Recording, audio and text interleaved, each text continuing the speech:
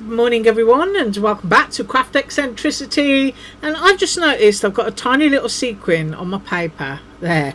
I hope you all had a fabulous weekend, and I am up again with another Panalisa design team haul.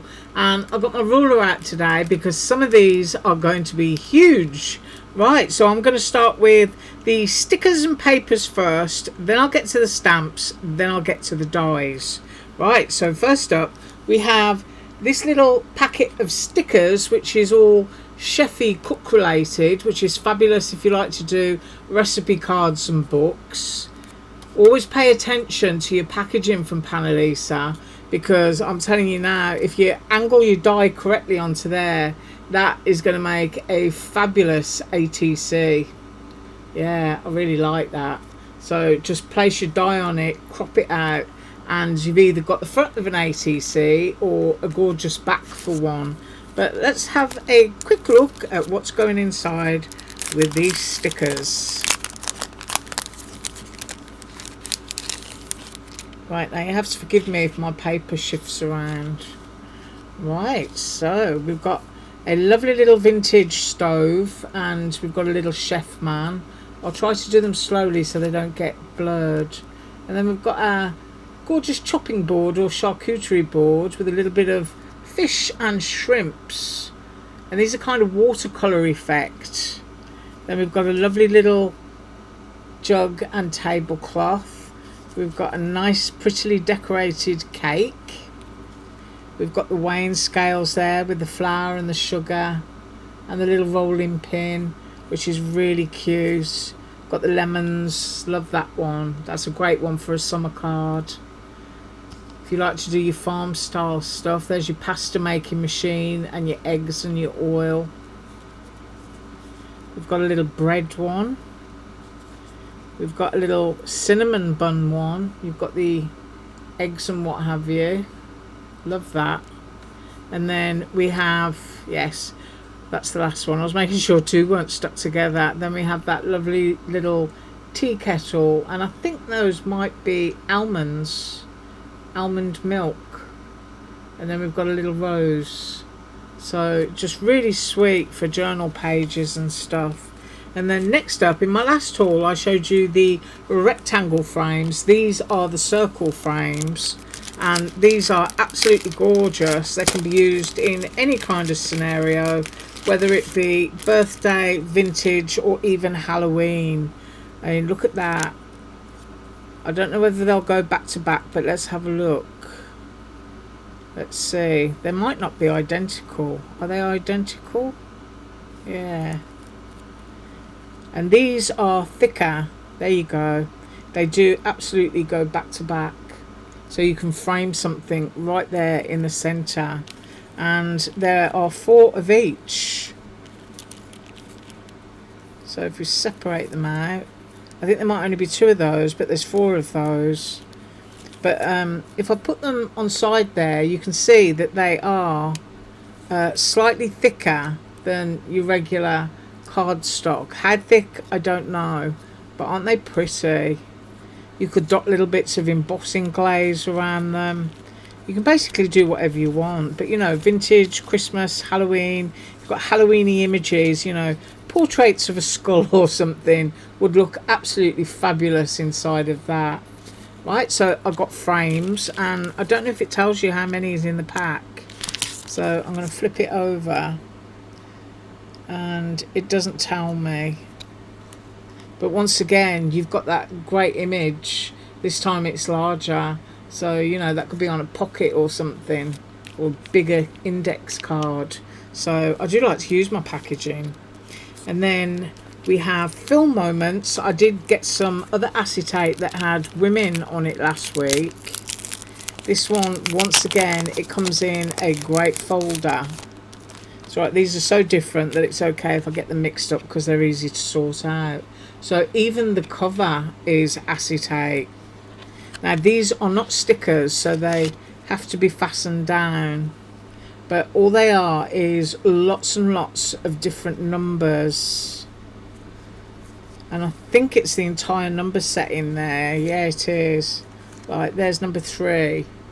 You know, you could overlap that with one for a Halloween card or anything. That's number 7. Turn it that way around. And I think if I've got a scrap of white cardstock somewhere, I'm having a look. I've got a piece of scrap here. You can see what they look like. Aren't they great? Love that. Have a quick look at, that's number 9. And it says Kodak Tri Pan Film, grow your own flowers. But just great little pieces for journals. I think I've got a number 8 here. Let's have a look at that one. And even if you're someone who likes to do resin pieces, you can pop these down onto resin, and of course, because they're transparent around the edges, they're going to vanish inside of your piece. Right, so I've made a right mess there, and I will tidy that up in a second. And then next up, and I'm going to open this before I shove it in front of the camera, and it's that vintage Halloween paper pack. Absolutely gorgeous. Now I'm going to get this out and I'm going to do a measurement. Pop that down there. Get my ruler and go to the first sheet. These are white on the back, but these are thicker than a regular sheet of paper. So that is, let's get it straight. I'm trying to go right on to my edge here. It's a fraction under, there you go, a fraction under 8 inches. So you can actually fold these in half and use them for your book covers or inside pages. And that is 5 9/16. That's how wide it is. So, you know, you could quite literally go that way to make a page, or you can go that way and wrap it around and make a cover. Look how gorgeous and vivid they are. Isn't that lovely? I love her dress. It's got the cat face on it. That is gorgeous. Right, I think the papers are all different. So I'm just going to scoot them from side to side because I'll drop my camera down so you can have a good look. I mean, you can even fussy cut these elements out. Isn't that great? Love that. Love that cat. And then we've got gorgeous orange roses with script. Very gothic, very nice. And then we've got another vintage lady with a bat. So there is the bat first of all. Let's get a close up. Wait for the camera to focus. Let's get focus. That's better. There we are. I'll just move it slowly. So we've got our hanging bat. Lovely roses. And then the vintage lady. This time she's got moons and owls on the bottom of her dress. She's got the cat. Is that a cat or is that an owl? That's an owl and a moon on her hat. And then you've got the moon up there. That's a great one. And then next up, this is, oh, I'm trying to think of the name of the artist in the 1920s who did these characters. I can't remember, but aren't they gorgeous? I mean, they're just iconic Halloween images. I just absolutely think that's gorgeous, but I love these anyway. And then you've got an area there where you can do some stamping. I'm going all blurred again. There we go. And then as we scoot across, we've got these lovely pumpkins, spider webs, and stencil backgrounds. Another beautiful page. And then we've got another lovely lady. So if I start on that side, she's got tassels on her dress this time. Gorgeous harlequin bodice. You've got the roses. You've got the script, spider web. Just really lovely. And then going to vintage characters again. And you've got the lovely pumpkin, almost dressed like a scarecrow, but it's got a witch's hat on. It's got the corn pipe with the witch smoke. How on earth do you say that? Witch-shaped smoke. Yeah, try saying that really quickly. But that's just wonderful. An area once again where you can do some stamping, put your dates or what have you up there. Lovely rose, gorgeous girl on top of a pumpkin. Just really gorgeous Halloween paper. And then last but not least, we've got the grandfather clock with the cat and the pumpkin. Going along, we've got a lot of script. We've got Halloween candy, butterflies. We've got that lovely little toad and more pumpkins. Just really lovely paper. Right, I'm going to pause. I'll be back with stamps. Right, done and tidied up, and now into stamps. And this is a very large stamp set. So I'm going to lie that down. I'm going to slowly slide it up, and I'm going to measure it. So you can see these two lovely ones here. Great for index cards, cropping for ATCs, popping on a page. I'm going to use my little scrap of white again. We've got a typewriter. You've got all of your dates. You've got a pointing finger. Isn't that great? Love that. And then you've got all those words. I'm not sure what that says. I'm going to flip it over. That says time, things to do. That's what that says. So that's a great one for journals and index cards. Right, now it comes on a carrier sheet, and that's what I measure. So it's 7 1/4 inches by 5 3/4. Now if I get to one of these pieces, these two are the largest pieces in it, and that is 3 1/8 and 2 inches. So for those of you that like to stamp on your ATCs, those are going to fit perfectly. And then next up, it's the same size carrier sheet again, and this is a set of absolutely gorgeous stamps, and I'm hoping I've got it the right way around. I'm going to use my white cardstock. There you go. We've got branches, we've got butterflies, and I'm trying to think. Nah, that's the right way. So we've got branches, we've got butterflies, little tattered leaves, mushrooms, pumpkins. Absolutely love that pumpkin spray. And this comes with 2 dies. So you get to cut out the pumpkin. I can see that. So you get to cut that out, and you get to cut out the pair of mushrooms. And then of course you can also fussy cut the others, but they're very much kind of background dies. And then if I do that, hopefully that is going to fit in. So the largest piece here is between the branch and this one, so I'm going to measure that one, and hopefully my camera's not blurred. 4 1/4 inches high, and then the width on that, going to its widest point, is 2 3/8 of an inch. But isn't that lovely? Absolutely fabulous. I mean, it screams autumn at you, and there are some falling leaves, but you can just mask those off, and that can be a spring branch with your butterflies, so it gives you a different season. And then of course you've got berries. Oh, love that. Looking forward to using that one. And then we've got a fabulously huge Christmas stamp set, and I've got my scrap of paper again. And we've got ho ho ho, we've got Merry Christmas. This one is going to fit a very large card or a slimline, and I am going to measure that in a minute. So you've got Santa in his sleigh, you've got the Merry Christmas sentiment, the ho ho sentiment, you've got bells and Christmas balls, you've got that gorgeous little gingerbread man. Isn't he wonderful? You've got a large Christmas tree, you've got Silent Night, you've got little Christmas mittens, you've got the word Noel, you've got holly and berries, you've got the deer, you've got 2 snowflakes, and you've also got that really pretty candy cane.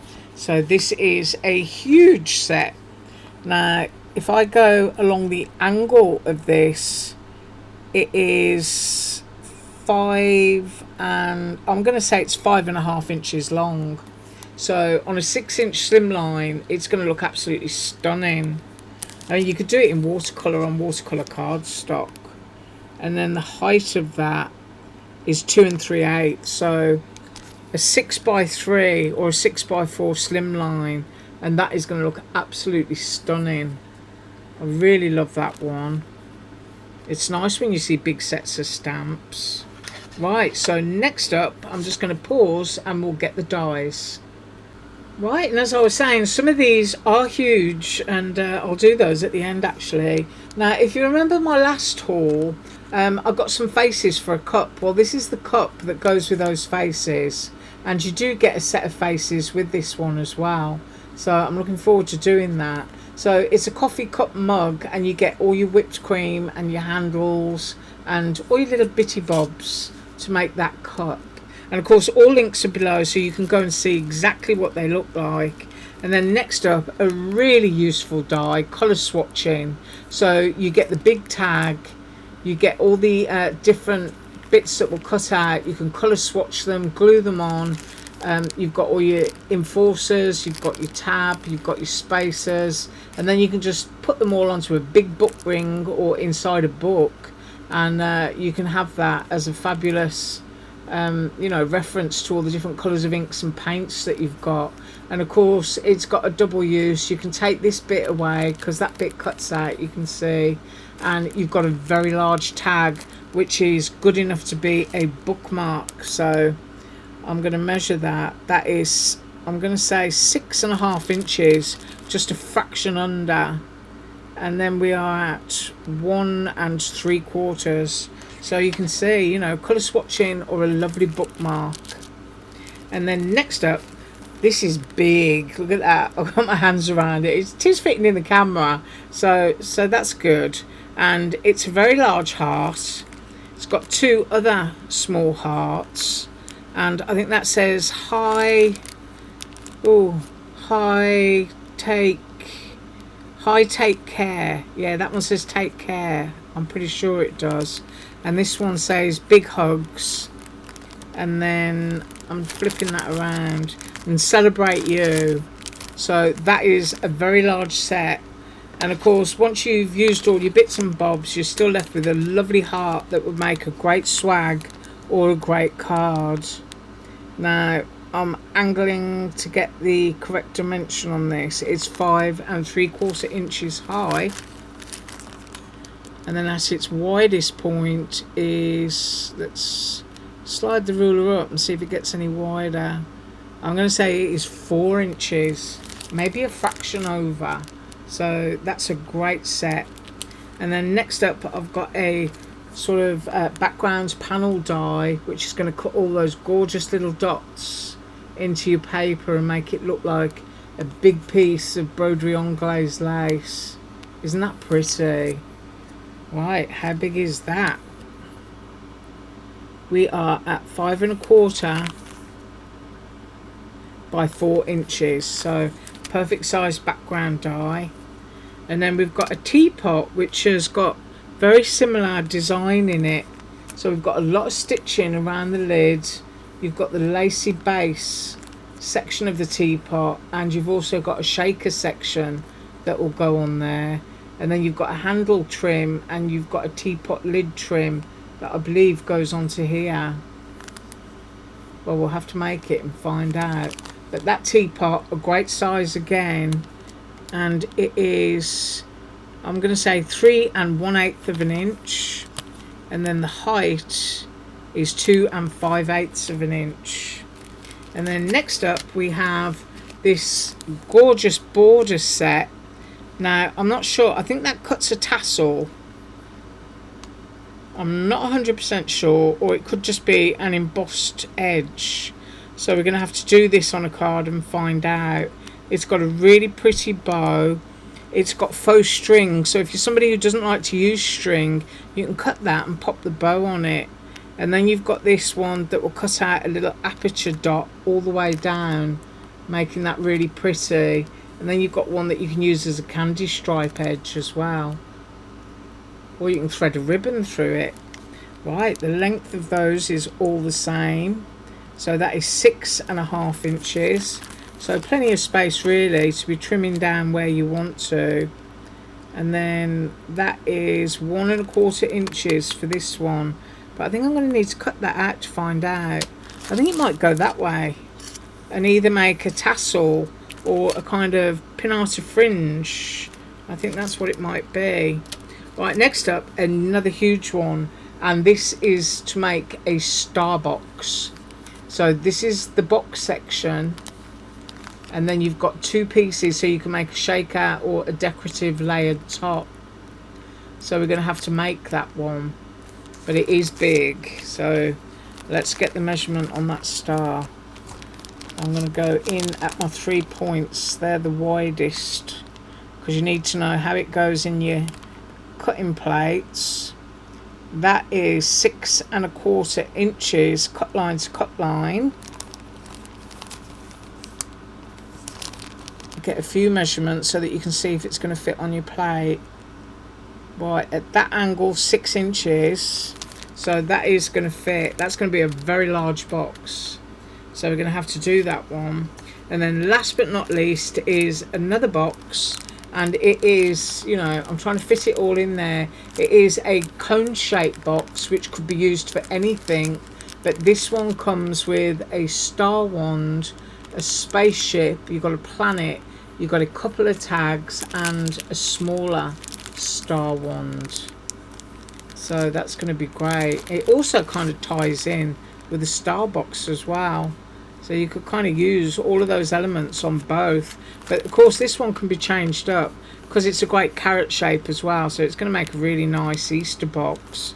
And the measurement on that for getting it through your die cut machine at this point is, get my ruler the right way around, that usually helps. Right, I'm looking at my widest point here.